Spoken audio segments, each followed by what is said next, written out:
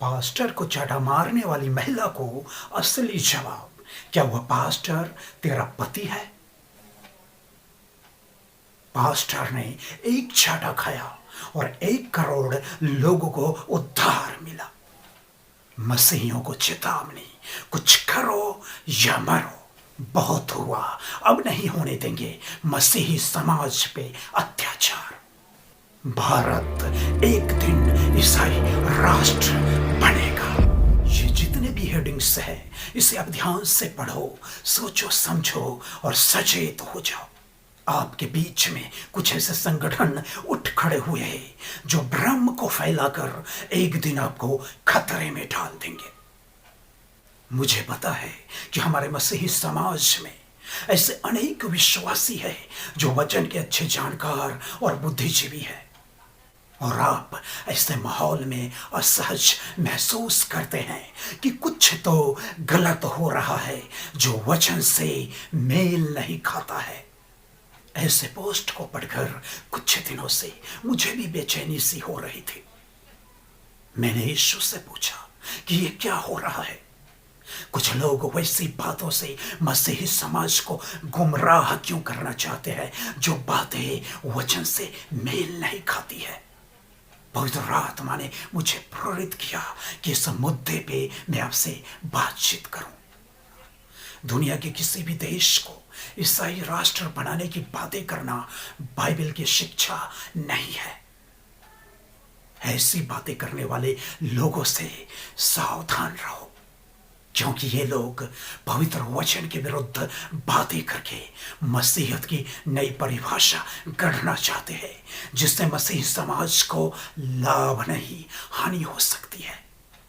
इसलिए ऐसे लोगों का विरोध करो जो अपने आप को मसीही संगठन के लोग तो कहते हैं, लेकिन अपने बेतुके बातों के द्वारा मसीहत को बदनाम करना चाहते हैं। याद रखो कि यीशु का जन्म इज़राइल को ईसाई राष्ट्र बनाने के लिए नहीं हुआ था। यदि ऐसा होता तो आज 2021 साल के बाद भी इज़राइल में ईसाइयों की जनसंख्या सिर्फ 2% और मुस्लिमों की जनसंख्या 18% नहीं होती।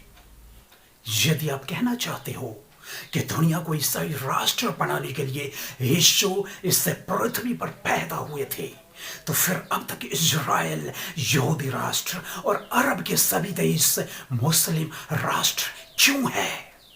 अब तक तो इन देशों को ईसाई राष्ट्र बन जाना चाहिए था।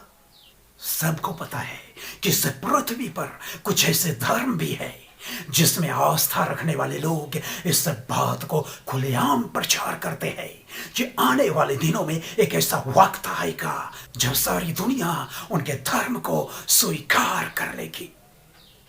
आपको पता है कि ऐसा कहने के कारण भी उन्हें दुनिया भर से नफरत मिलती है, और नफरत मिलने के बाद भी वे ऐसा कहना नहीं छोड़ते, क्योंकि ये बातें उनके धर्म शास्त्र में लिखी है।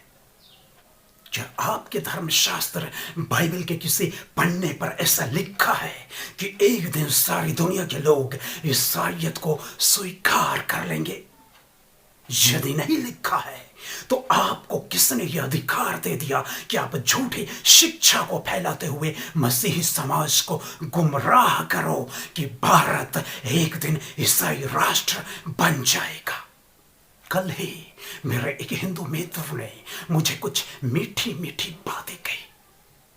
उन्होंने कहा कि अब आपके समाज के छोटे छोटे बच्चे भारत को ईसाई राष्ट्र बनाने की बातें करते हैं, तो यदि मेरे समाज के बड़े बड़े नेता हिंदू राष्ट्र बनाने की बातें करते हैं तो क्या बुरा कहते हैं?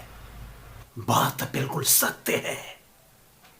हमें वचन से हटकर उठपटांग बातें नहीं करनी चाहिए। क्या यीशु ने कभी ऐसा उपदेश दिया है कि हमें सारी दुनिया को ईसाई राष्ट्र बनाना है?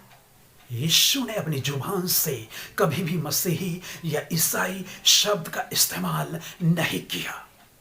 वचन में लिखा है कि यीशु के स्वर्ग में उठा लिए जाने के बाद अंताकिया नगर के लोगों ने यीशु के चेलों को सबसे पहले मसीही कहा। यीशु मसीह जब मानव शरीर के साथ इस पृथ्वी पर थे, उस वक्त यीशु के अनेक चेले और उन्हें करीब से जानने वाले लोग यही विचार रखते थे कि मौका मिलते ही तख्ता पलट करके यीशु मसीह यहूदियों के राजा बन बैठेंगे और इजराइल देश में से यहूदी धर्म को मिटा देंगे। लेकिन ऐसा नहीं हुआ, क्योंकि यीशु मसीह इस पृथ्वी पर किसी पुराने धर्म को मिटाने के लिए या किसी नए धर्म को स्थापित करने के लिए पैदा नहीं हुए थे। यूहन्ना के सुसमाचार 18 अध्याय के 33 और 36 वचन में लिखा है कि पिलातुस ने यीशु से पूछा, क्या तू यहूदियों का राजा है? यीशु ने उत्तर दिया कि मेरा राज्य इस जगत का नहीं है। यदि मेरा राज्य इस जगत का होता तो मेरे सेवक लड़ते कि मैं यहूदियों के हाथ सौंपा न चाहता। मसीही पास्टर जी, प्रचारक जी, सेवक जी, आप याद रखो कि यीशु का राज्य इस जगत का नहीं था। उनके पृथ्वी पर आने का मकसद दुनिया को ईसाई राष्ट्र बनाना नहीं था। उन्होंने यहूदी धर्म को मिटाकर ईसाईयत को फैलाने की बात नहीं की। उन्होंने मानव जीवन को शुद्ध आचरण अपनाने की शिक्षा दी। लेकिन आजकल कुछ लोग मसीही संगठन के नाम पर समाज में भ्रम फैलाकर तनाव उत्पन्न करना चाहते हैं। वे यीशु का नाम ले लेकर झूठी शिक्षा को फैला रहे हैं। वे शांति प्रिय मसीहियत का एक झूठा तस्वीर पेश करना चाहते हैं। इन जैसे लोगों से सावधान रहने की जरूरत है। बेशक हमें कानूनी अधिकार पाने की लड़ाई लड़नी चाहिए, लेकिन इस बात को भी ध्यान में रखना चाहिए कि हमारे संघर्ष करने के तरीके बाइबल सम्मत हो। मुझे नहीं लगता है कि हमारे देश में यीशु के सुसमाचार को सुनाने में किसी को भी ऐतराज है। यीशु की कहानी तो NCERT के पुस्तकों में भी उपलब्ध है और बच्चे इन्हें पढ़ते हैं। दुनिया भर को पता है कि यीशु के व्यक्तिगत जीवन और उनके उपदेशों को स्वामी विवेकानंद जी भी सम्मान देते थे।